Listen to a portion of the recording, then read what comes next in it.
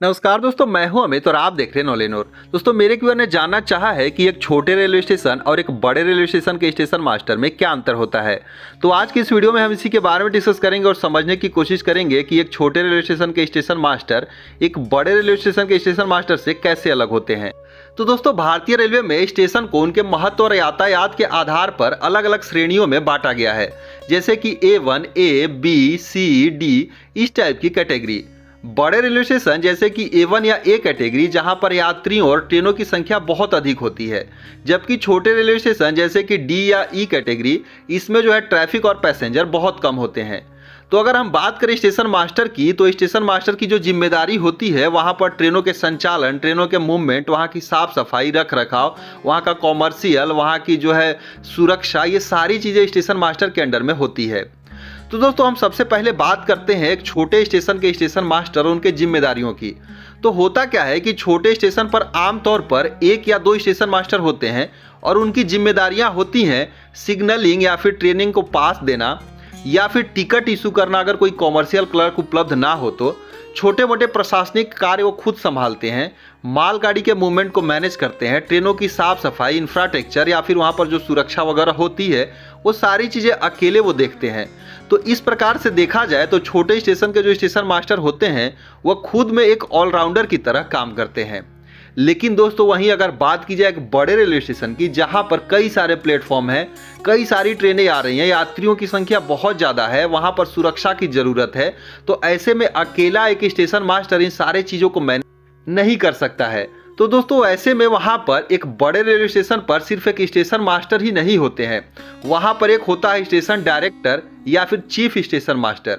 जिसके अंडर में कई सारे असिस्टेंट स्टेशन मास्टर और स्टेशन मास्टर होते हैं और उनकी जिम्मेदारियां होती हैं पूरे स्टेशन को संचालन को देखना, ट्रेन के मूवमेंट का सुपरविजन करना, वीआईपी या फिर वेरी वीआईपी ट्रेनों के मूवमेंट को संभालना, कोऑर्डिनेशन करना जैसे कि traffic control, commercial clerk, departmental, engineering, safety, इन सारी चीज़ों के साथ इमरजेंसी में भीड़ भाड़ को कंट्रोल करना, सिक्योरिटी जैसे कि आरपीएफ या फिर जीआरपी के साथ नियमित संपर्क बनाए रखना। तो इन सारे चीज़ों की देखभाल के लिए कई सारे टीम होते हैं स्टेशन मास्टर और एएसएम की, और ये सारी लोग जो है रिपोर्ट करते हैं चीफ स्टेशन मास्टर को। तो इस प्रकार से एक हैरिची बनी हुई है, जिसमें यहाँ पर एक चीफ स्टेशन मास्टर के नीचे कई सारे स्टेशन मास्टर होते हैं और इन सारी चीज़ों को वो जो है मैनेज करते हैं। तो दोस्तों, यहाँ पर अगर आप देखेंगे काम या प्रेशर या फिर स्टाफिंग डिफरेंस के आधार पर, तो बड़े रेलवे स्टेशन पर वर्कलोड ज़्यादा होता है, लेकिन वहाँ पर स्टाफ भी उतना ही ज़्यादा होते हैं। Station master, assistant station master, operating clerk, ticket clerk, helper, engineering, ये सारे स्टाफ मिलकर उन सारी चीज़ों को करते हैं।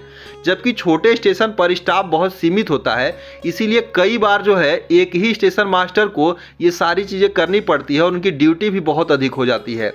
दोस्तों, अगर हम देखें शिफ्ट को, तो होता क्या है कि जनरली जो है इनकी शिफ्ट बड़े रेलवे स्टेशन पर 8-8 घंटे की फिक्स होती है, जबकि छोटे रेलवे स्टेशन पर यह शिफ्ट जो है 10 या 12 घंटे तक भी हो सकती है, जहां पर स्टाफ अगर कम होते हैं या फिर ट्रेनों का मूवमेंट कम होता है। दोस्तों, अगर हम बात करें ट्रेन मूवमेंट की, तो होता क्या है कि बड़े रेलवे स्टेशन पर हर 2 या 3 मिनट में कोई ना कोई ट्रेन आती रहती है, इसीलिए यहाँ पर कंटिन्यूअस कोऑर्डिनेशन की जरूरत होती है, जबकि छोटे रेलवे स्टेशन पर कुछ चुनिंदा ट्रेनें ही आती हैं। तो ऐसे में जो यहाँ पर ट्रेनों का मूवमेंट कम होता है, लेकिन अलर्टनेस उतना ही जरूरी होता है।